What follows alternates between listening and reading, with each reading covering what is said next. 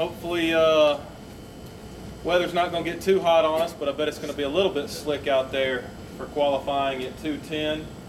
But I just want to make sure that you guys know how much we appreciate you being here. We hope that it has been pretty convenient. I know there's a lot of moving parts to the event here this weekend that you may not face on a week-to-week basis with credentials and tunnel entrance and where do I go to park, and but we just appreciate you being patient with us. Thank you so much for being here, and more than anything else, we had hoped for 20 or 25 cars. Obviously we didn't get that. I think there's 13 of you, 150 laps. I want you all to stay packed up for about 130 of them and then race, okay? Let's show for 130 and then let's race for 120. Can everybody agree to do that? No? I didn't think I would be able to get you to agree, but we do hope that you have a good time. Hopefully you have a clean race. Hopefully you have a fun race. Let's put on a show for the fans that are here. And just thank you very much. Appreciate it. Ted.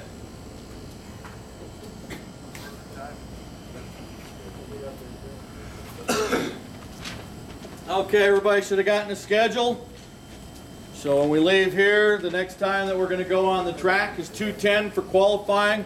They're doing the sound check right now for the concerts tonight. So if you could, when we get out of here, at least give me 45 minutes to keep cars quiet so that they can get a good sound check for the concert tonight.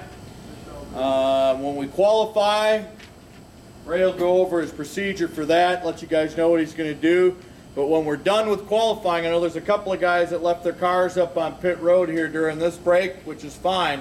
But after qualifying, we're going to need all the cars to come back into your garage area, the media center lot, because we have the Coca-Cola promotional rides where the guys are taking people around with Coca-Cola around the 1.5 miles with the two-seater cars. So I don't want any cars on pit road, just in case these professionals lose control of their cars and slam into yours.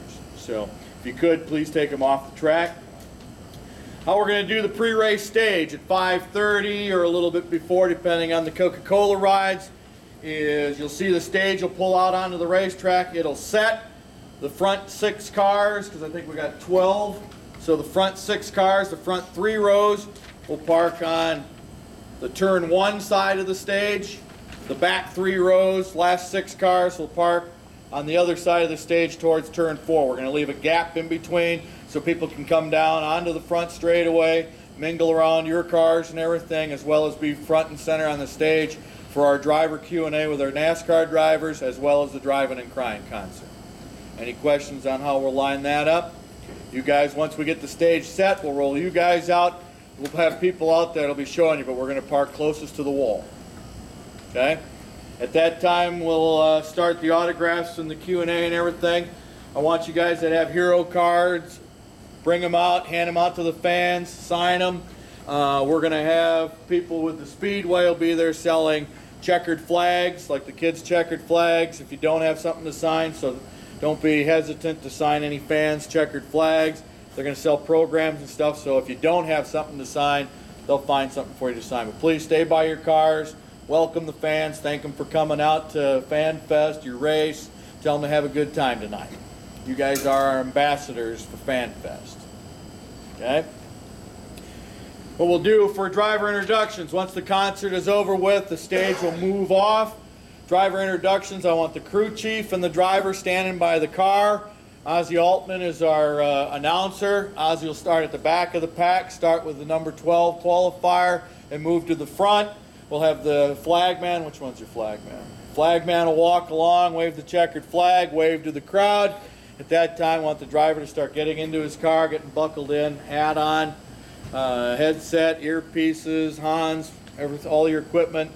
Crew chief stand next to the car, stand at attention for the national anthem and invocation.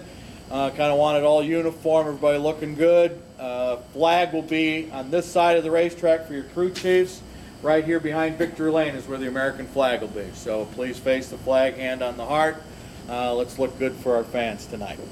After that takes place, are we going to have a command tonight, Brandon? Do you know? Working on it. Yes, we will have a command. We'll have a command. Command, go to fire fire engines, crew chief, tap on the window. If you don't hear it, you should hear it, but if you don't, fire the engines. When all the engines are running, or if your crew chief standing next to it, raise your hand so we know all 12 cars are running. If you're not running, keep your hand down. One of the Southern Superstars officials will get over there. We'll put together the plan on how to get it running, push it off or whatever we need to do. But the hand signal knows that my car's running, we're ready to go.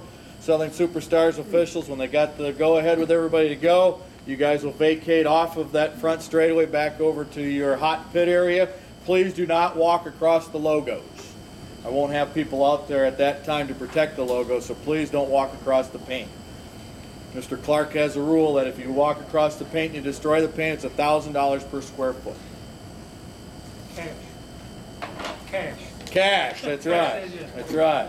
So, spotters, if you guys have spotters, they'll just go up in the grandstand. Just like if we're at any short track, just send them up to the grandstand. They can find a spot up in the grandstand where they can see the whole racetrack. That's where the spotters will go. Spotters need to go across while that gate is still open underneath the flag stand. So while after the concert and everything is over with, send your spotters there because we're going to go racing right after the driver intros and everything.